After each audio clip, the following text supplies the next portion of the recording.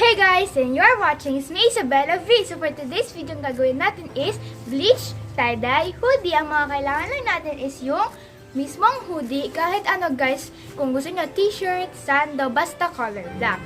Then, rubber bands. Tapos, Zonrox. Then, kailangan din natin ng water. So let's start!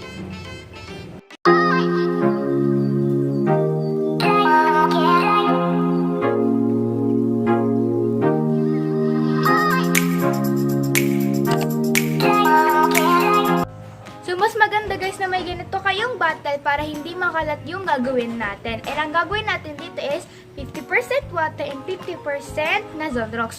Kasi kapag Zonrox lang, baka mabutas yung damit na gagamitin natin.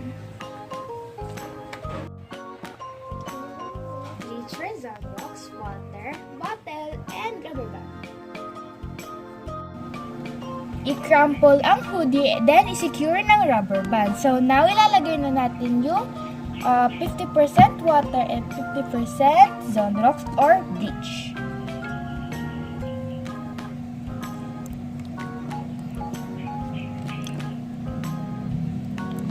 So, guys, pag nilagay nyo yung bleach, hindi agad siya mag-show up. Pero after 2 hours, unti-unti na siyang mag-fade. Then, sa kabila naman.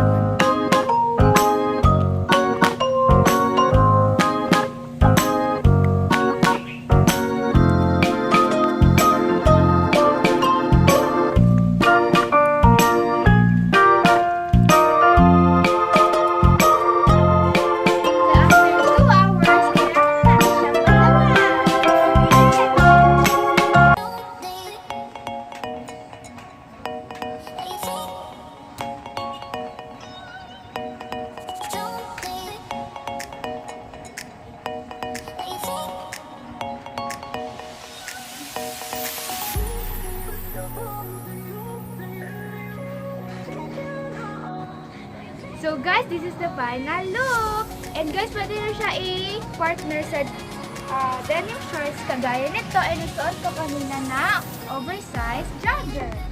So guys, sana matry nyo din kasi ang ganda ng result. See you on my next vlog. Bye!